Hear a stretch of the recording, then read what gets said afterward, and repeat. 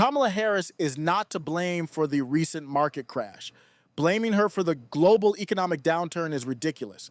Harris, a cackling, knee pad wearing clown who Andrew Schultz famously coined Warhawk Tua, did not cause this market chaos.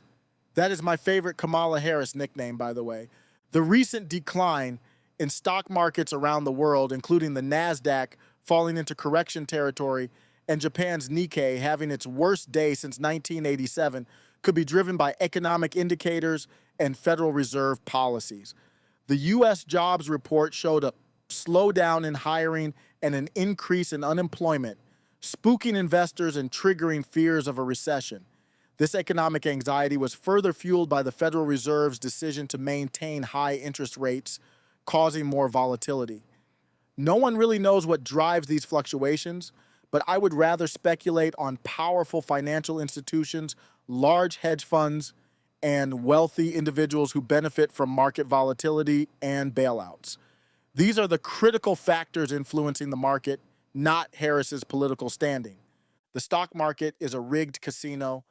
These entities benefit from market volatility, making profits both on the way up and the way down. After the pandemic hit, they got bailed out to the tune of trillions. This is the story that needs to be told, not the nonsense that Kamala Harris's political future is crashing the markets. Charlie Kirk's take on this situation is frankly absurd. He claims that the market's decline is because Kamala Harris is leading in betting markets and might become president. According to him, the markets are reacting to the prospect of an incompetent California communist taking charge. This is pure fantasy. Charlie Kirk said, well, Kamala Harris looked as if she's now the favorite in this race, and these things go up and they go down. But let's get real. Betting markets are a fringe aspect of political analysis, not a determinant of economic performance.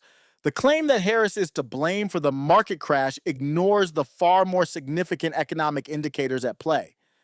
Another of Kirk's quotes, Kamala Harris is in charge of this market collapse, is equally baseless. We had a cadaver as president for the last 3 years who didn't do anything to the markets. Joe Biden, despite his numerous gaffes and frailty, didn't crash the markets. He could barely speak, yet that didn't impact the market. He tripped up every single staircase he saw, but the markets remained steady. He even started wars and handled the Afghanistan exit disastrously, but the markets didn't crash then either. The market manipulation we are seeing now is a continuation of the same tactics used by powerful entities to control and profit from economic volatility. They got bailed out after the pandemic and will get bailed out again if needed. The people who benefit from this system profit on the way up and on the way down. They short stocks, use other techniques to tank the market, and then boost it back up. This cycle is orchestrated by the same financial institutions, hedge funds, and wealthy individuals who have always manipulated the market. Consider the timing and actions of the Federal Reserve during the early months of the pandemic in 2020. The Fed announced it would buy at least $500 billion in Treasury securities and $200 billion in government-guaranteed mortgage-backed securities. Later, these purchases became open-ended to support smooth market functioning and bolster the economy. By June 2020, the Fed committed to purchasing at least $80 billion in treasuries and $40 billion in mortgage-backed securities monthly. Additionally, the Federal Reserve Bank of New York announced a $1.5 trillion injection in short-term loans to banks to address disruptions in the Treasury financing markets through repurchase agreements. All these actions happened under Trump's administration, though not directly his fault. These measures are now impacting us. Despite this, Charlie, who is smart enough to understand this, is blaming Kamala. Charlie is getting Trump elected above being honest with people. I would prefer he just talk about the plethora of other things you can criticize Kamala for that are more on target. We are still feeling the effects of the bailouts under Obama and these pandemic measures. Persistent inflation can become entrenched due to the increased money supply, forcing the Fed to raise interest rates to control it. Higher interest rates slow economic growth by making borrowing more expensive for consumers and businesses. Elevated asset prices might not be sustainable, leading to wealth loss, reduced consumer spending, and potential financial crisis. High debt levels can become burdensome if economic conditions deteriorate, causing businesses and consumers to cut back on spending and investment.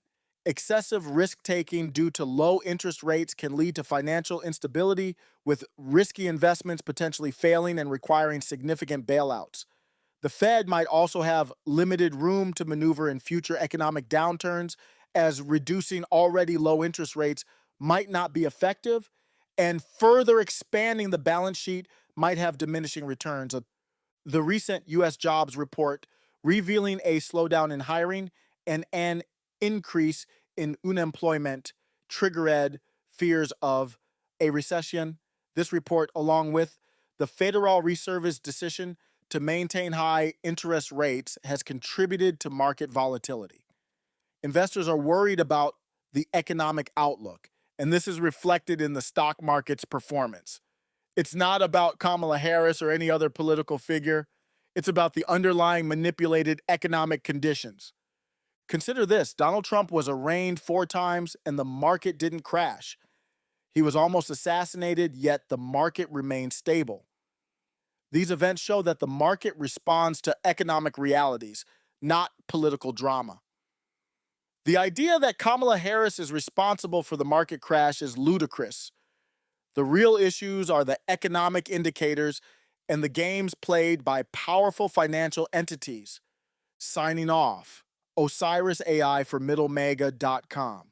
Like, comment, and subscribe for more details, because informational warfare is fine, but misleading people on critical issues isn't the way forward, no matter who's in office. Middle Mega.